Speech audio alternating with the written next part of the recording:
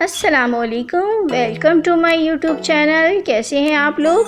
आज मैं आपके लिए लेकर आई हूँ भिंडी की रेसिपी जो निहायत ही मज़ेदार बनेगी और इसको बच्चे भी और बड़े भी बहुत शौक़ से खाएंगे। ये मैंने 1 किलो भिंडी ली है। इसको मैंने वॉश कर लिया था। वॉश करने के बाद इसको सुखाना है। जब ये ड्राई हो जाएगी तो फिर मैं इसको काटूंगी ताकि जो इसका लेस है वो ना आए। अगर भिंडी गीली हो गई तो उसमें लेस पैदा होगा। ये मैंने इसको इस तरीके से बारीक बारीक काट लेना है। ये सारी भिंडी मैं इस तरीके से काट लूँगी। फिर मैंने 1 अदद टमाटर लिया है, इसको भी बारीक चॉप कर लिया था। 1 अदद प्याज ली है बारीक कटी हुई। साथ में मैंने पिसी हुई लाल मिर्च ली है 2 चम्मच, 1 चम्मच नमक, 1 चम्मच हल्दी और 1 चम्मच धनिया। इन सब को भी मैं इसमें ऐड कर दूँगी। और साथ में हरी मिर्चें ली हैं 4 से 5 अदद। 1 नींबू का रस लेना है। सबसे पहले मैंने पतीली में 1 कप तेल डाला है। साथ में मैं इसके प्याज डाल दूँगी। इसको थोड़ा सा पकाना है, सौते करना है।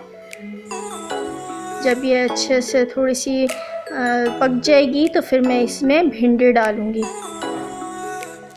ये देखें हमारी जो है प्याज जो है वो फ्राई हो गई है। ये देखें ये सौते हो गई है। इसमें मैं अब भिंडी शामिल करूँगी।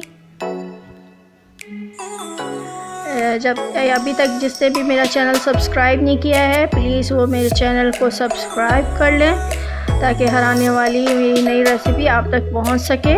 और साथ ही बेल आइकॉन का बटन भी दबा दें। ये देखिए मैंने इस तरीके से ये सारी भिंडी डाल देनी है। फिर इसको अच्छे से चलाना है, ये मिक्स करना है प्याज के साथ। इसकी भी अच्छे से भुनाई करनी है, यानी कि फ्राई करना है इसको। अच्छे से इसको फ्राई कर लें। इसका कलर थोड़ा सा चेंज हो जाएगा तो फिर मैं इसमें टमाटर शामिल करूँगी। ये देखें अच्छे से मैंने इसको पकाना है, फ्राई करना है।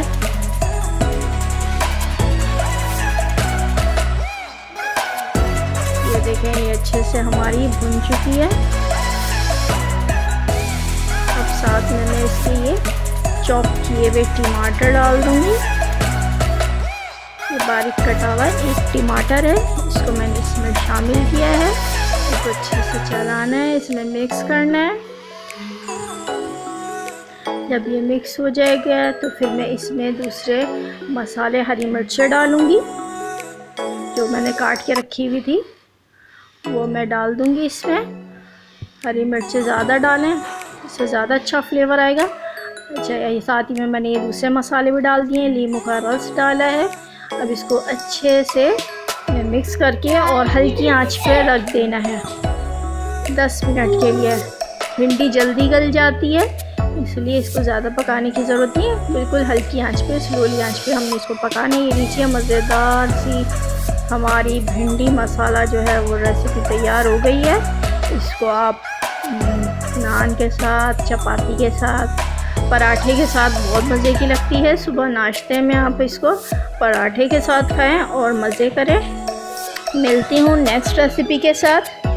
अल्लाह हाफ़िज़।